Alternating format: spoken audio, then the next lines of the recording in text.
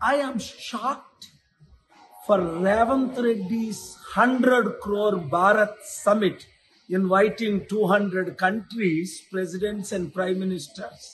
Not one came, not one billionaire out of 3,000 billionaires. This is Congress Summit or Global Bharat Summit. He took all the proposal from me. పులిని చూసి నక్కల వాత పెట్టుకున్నట్టు ఉంది ఈ Revanth Reddy summit. Bharat summit, global peace summit. నేను global peace summit పెడతానంటే ఒప్పుకొని billionaires ని, president ని, ప్రైమ్ మినిస్టర్ ని తీసుకొద్దామని ఈ మధ్యన సల్మాన్ ఖుర్షీద్ కూడా నన్ను ఢిల్లీలో హోటల్లో కలిచారు. ఏమైంది? ఒక్క ప్రెసిడెంట్ వచ్చాడా? ఒక్క ప్రైమ్ మినిస్టర్ వచ్చాడా? ఒక్క గ్లోబల్ సెలబ్రిటీ వచ్చాడా? 3,000 మంది బిలియనీర్లు ఒక్క బిలియనీర్ వచ్చాడా? ఒక్క కంపెనీ వచ్చిందా? అంటే వీళ్ళు కాంగ్రెస్ షో చేసుకోవడం. కాంగ్రెస్ సమిట్ని పెట్టుకొని కొలంబియా నుంచట, అర్జెంటీనా నుంచట ఎప్పుడో ఫార్మర్ మినిస్టర్లు.